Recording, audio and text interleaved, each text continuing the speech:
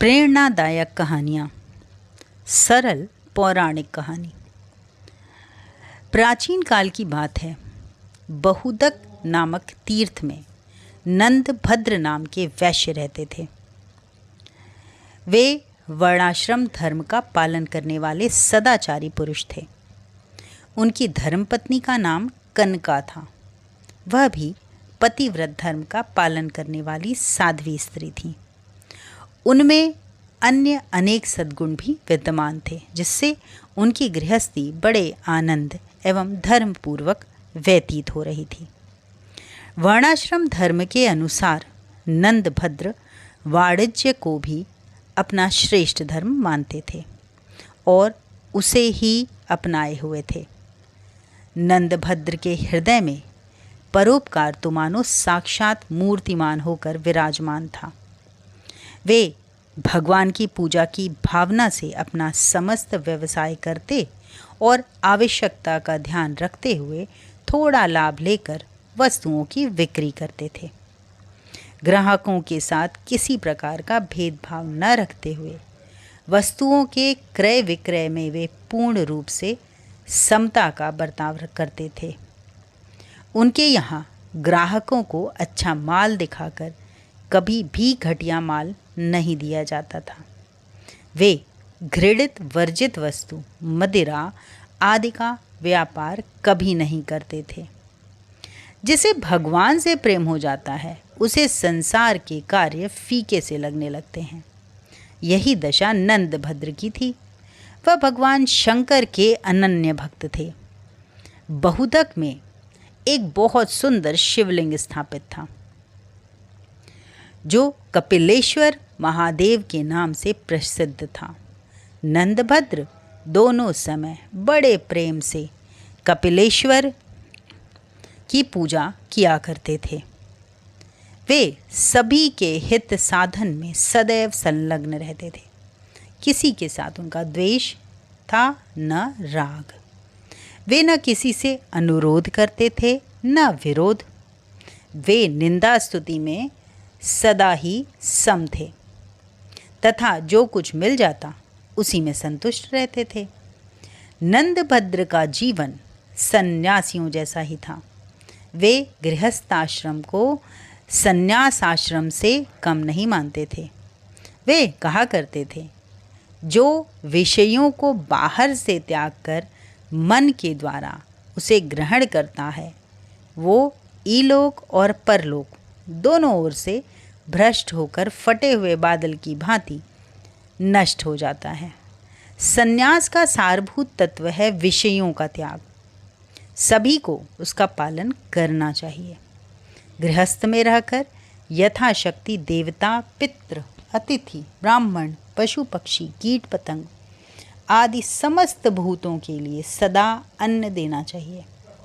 इनसे बचा हुआ अन्न ही स्वयं भोजन करना चाहिए। नंदभद्र का सदाचार संपन्न सुखमय जीवन सभी के लिए अनुकरणीय था। सज्जन लोग सदैव संतों के जीवन से लाभ उठाते हैं।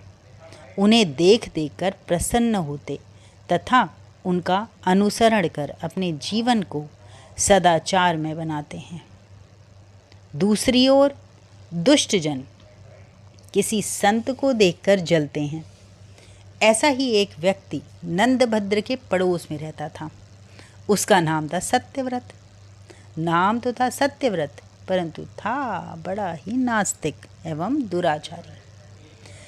धर्मपरायण नंदभद्र को सुखी देखकर वो जला करता था। बारंबार नंदभद्र पर मिथ्या दोषारोपण करता और सदा उनके दोष ही ढूंढते रहता। मानो उसका स्वभाव ही बन गया था। उसके जीवन की सबसे बड़ी चाल ये थी कि किसी प्रकार कोई नंदभद्र का दोष दिख जाए तो उसे धर्म से गिरा दूं। प्रारब्ध के भोग से कौन छूट पाता है? देवता या मनुष्य, कोई भी क्यों ना हो, प्रारब्ध का विधान तो सभी को स्वीकार करना पड़ता है। अचानक नंदभद्र का इकलौता पुत्र गंभीर रूप से बीमार हो गया। थोड़े ही दिनों बाद सहसा उसकी पतिव्रता पत्नी कनका भी बीमार हो गई। लंबे अवसर की प्रतीक्षा के पश्चात नंदभद्र पर विपत्तियां आईं। देखकर उनके पड़ोसी सत्यव्रत को बड़ी प्रसन्नता हुई। उसने सोचा कि अब मैं नंदभद्र को धर्मभ्रष्ट कर ही दूंगा। वह दौड़कर उसके पास गया, बनावटी दुख प्रकट करते हुए बोला, हे नंदभद्र, बहुत बुरा हुआ। तुम्हारे जैसे धर्मात्मा को भी यह कैसा दुख उठाना पड़ रहा है। इससे यही समझ में आता है कि यह धर्म कर्म सब ढकोसला है।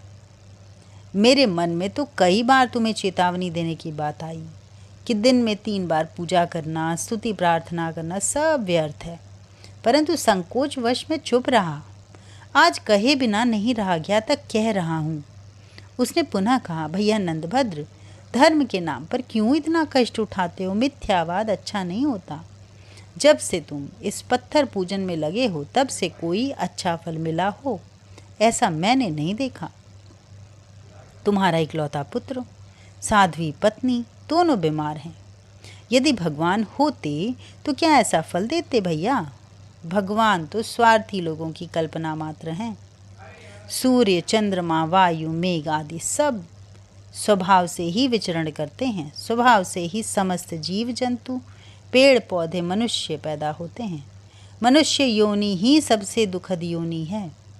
अन्य सभी योनियां सुखद हैं क्योंकि उनमें सभी स्वच्छंद विचरण करते हैं। पुण्य और पाप सब कुछ कल्पना है। नंदभद्र, मैं तुम्हें सही सलाह देता हूँ कि मिथ्या धर्म का परित्याग करके आनंद पूर्वक खाओ पियो और भोगो, क्योंकि यही सत्य है। सत्यवत की मूर्खतापूर्ण बातें नंदभद्र पर कोई प्रभाव न डाल सकी। उनके विचार तो पर्वत की भांति अचल एवं समुद्र की भांति गंभीर थे। वे तनिक भी विचलित न हुए और हंसते हुए बोले, सत्यव्रत जी, आप अपने आप को ही धोखा दे रहे हैं। क्या पापियों पर दुख नहीं आते? क्या उनके पुत्र स्त्री बीमार नहीं होते? जब किसी सज्जन पुरुष पर दुख आता है तब सभी लोग सहानुभूति प्रकट करते हैं, परंतु विपत्ति काल में दुराचारी के प्रति सहानुभूति प्रकट करने वाला कोई नहीं होता। अतः धर्म पालन करने वाला ही श्रेष्ठ है। सत्यव्रत तो हट पर था। उसे ये बातें कैसे अच्छी लगती? नंदभद्र ने पुनः कहा, महाशय, अंधा व्यक्ति सूर्य के स्वरूप को नहीं जानता, परंतु उसके न जानने से क्या सूर्य का अस्तित्व समाप्त हो जाता है? जिस प्रकार राजा के बिना प्रजा नहीं रह सकती, उसी प्रकार ईश्वर के बिना संसार का संचालन नहीं हो सकता। आप यह सत्य समझ लें। सत्यव्रत ने पुनः वही प्रश्न किया, देवता है तो दिखाई क्यों नहीं देते? नंदभद्र ने कहा, क्या देवता लोग आपके पास आकर याचना करें कि हमें आप मानिए? नंदभद्र सत्यव्रत से अधिक विवाद नहीं करना चाहते थे, अतः वे स्थान छोड़कर चले गए।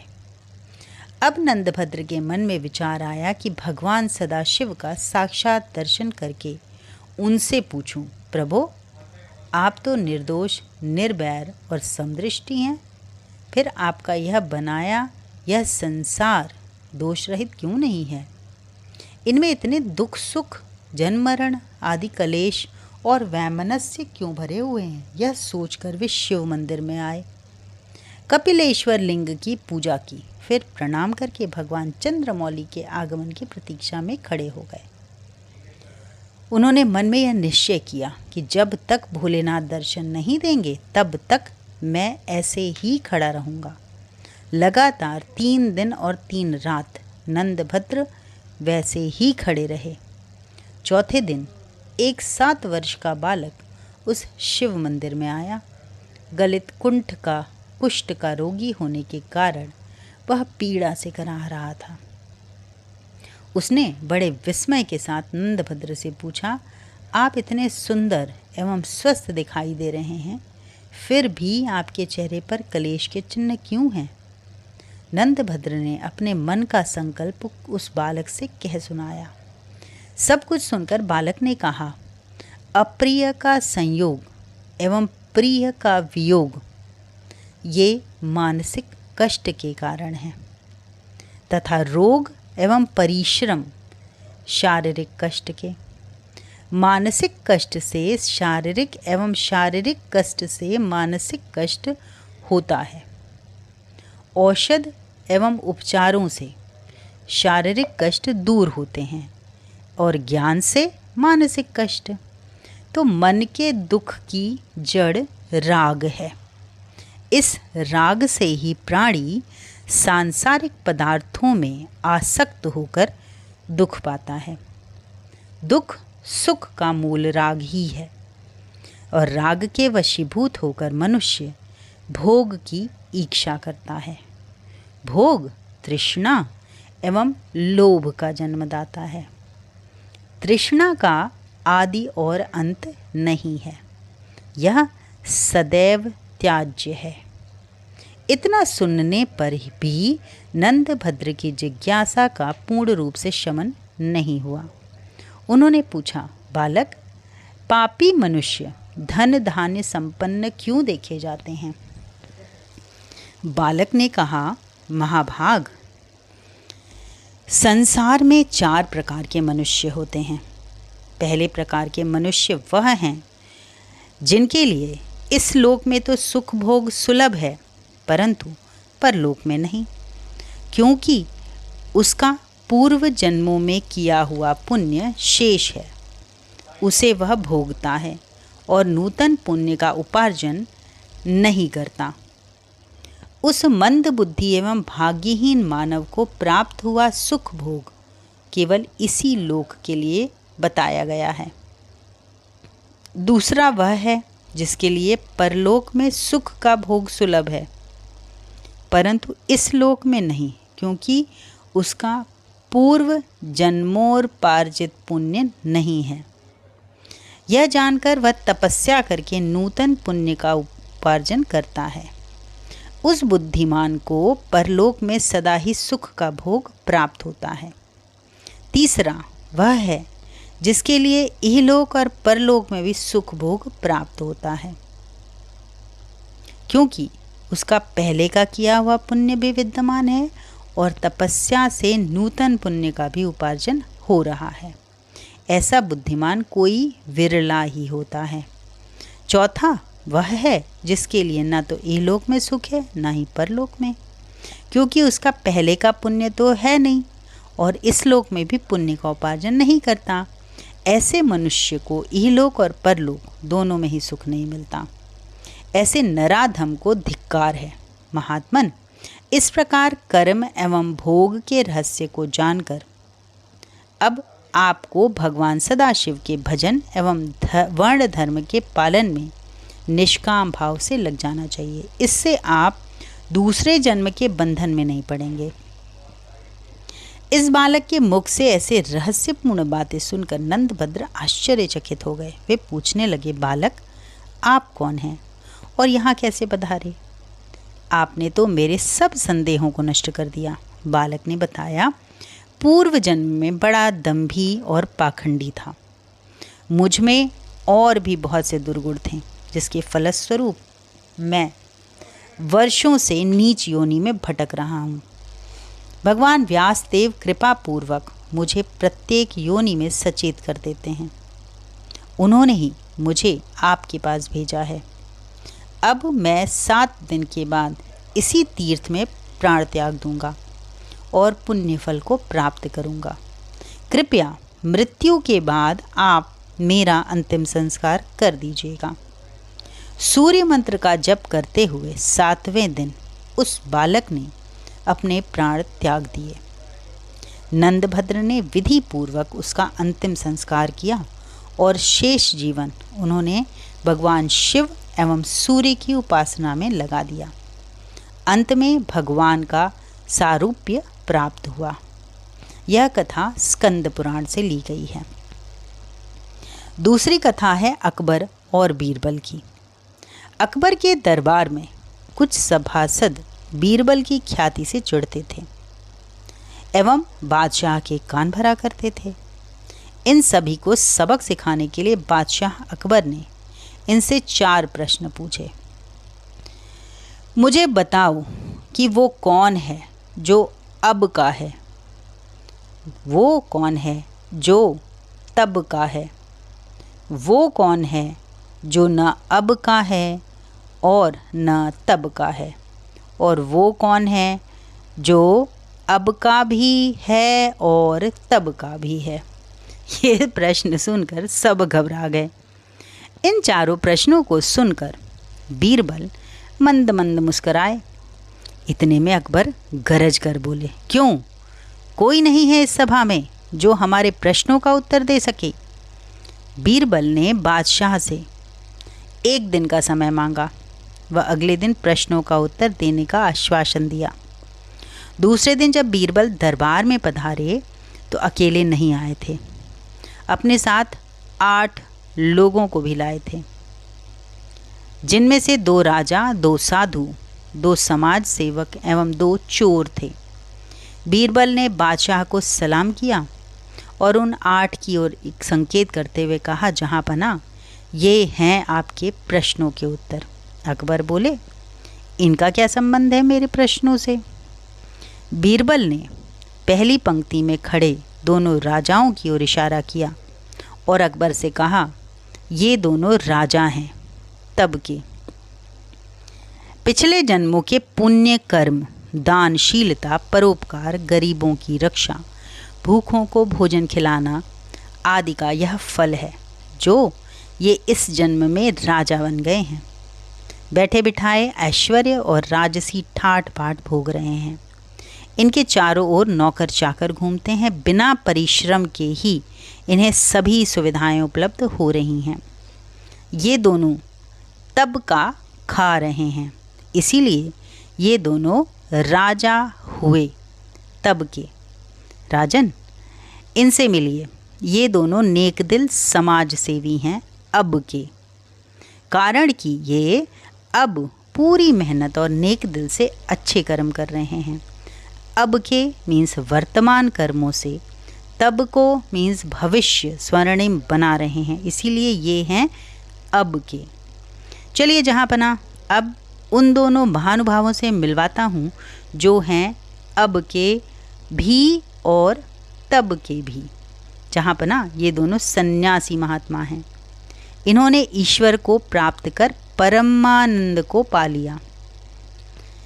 अब भी ये निरंतर योग साधना करते हुए पुण्य कुंज एकत्र कर रहे हैं। परिणाम स्वरूप आगे भी ये सदा आनंद का रसपान करेंगे। इसीलिए ये दोनों अब के भी हैं और तब के भी।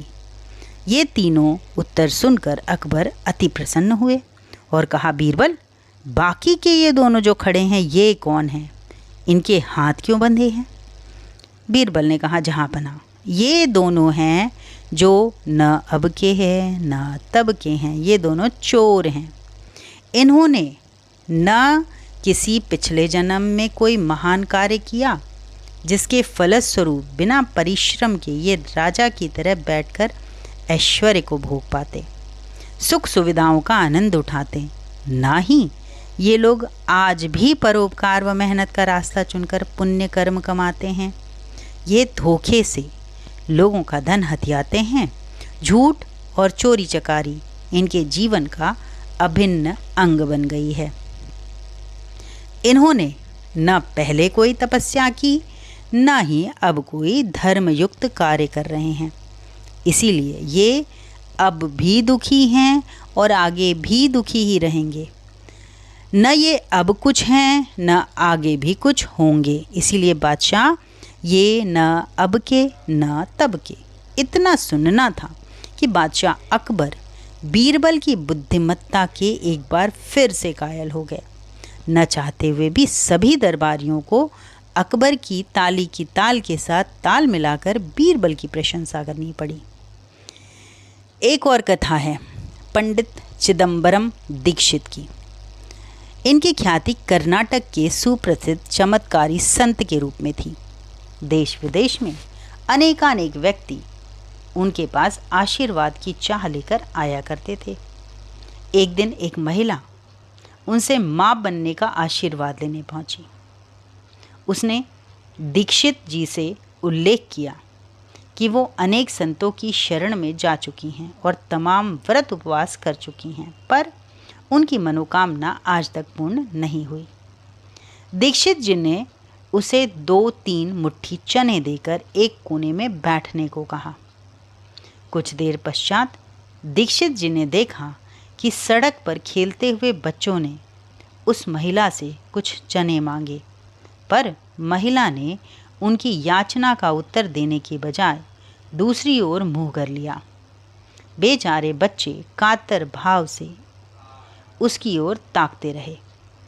यह दृश्य देखकर दीक्षित जी ने महिला से बोले, तुम मुफ्त के मिले चनों को बांटने में इतनी निष्ठुरता दिखाती हो, तो भगवान से ये कैसे आशा करती हो कि अपनी वो एक प्यारी आत्मा तुम्हारे घर भेज देंगे? पहले ममत्व और करुणा का विस्तार करो। जब सही पात्रता तुम्हारे अंदर विकसित हो जाएगी तो परमात्मा का अनुग्रह भी तुम्हारे पीछे दौड़ा आएगा। उस महिला की आंखें खुल गई और उसने अपना जीवन परिमार्जित करने का वचन दिया। यह शास्त्र विधि मुत्सृत्य वर्तते काम कारतः न स सिद्धि भवाप्नोति न सुखम न पराम गतिम। जो व्यक्ति शास्त्र विधि को त्याग कर अपनी इच्छा से मनमाना आचरण करता है, यानी सदाचरण नहीं करता, वह न तो सिद्धि को, सुख को और न परम गति ही प्राप्त करता है। Your new work should be your only concern now. Do not feel attachment to the old. Accept changes with equanimity and perform in a spirit of divine freedom. Whatever duties come your way.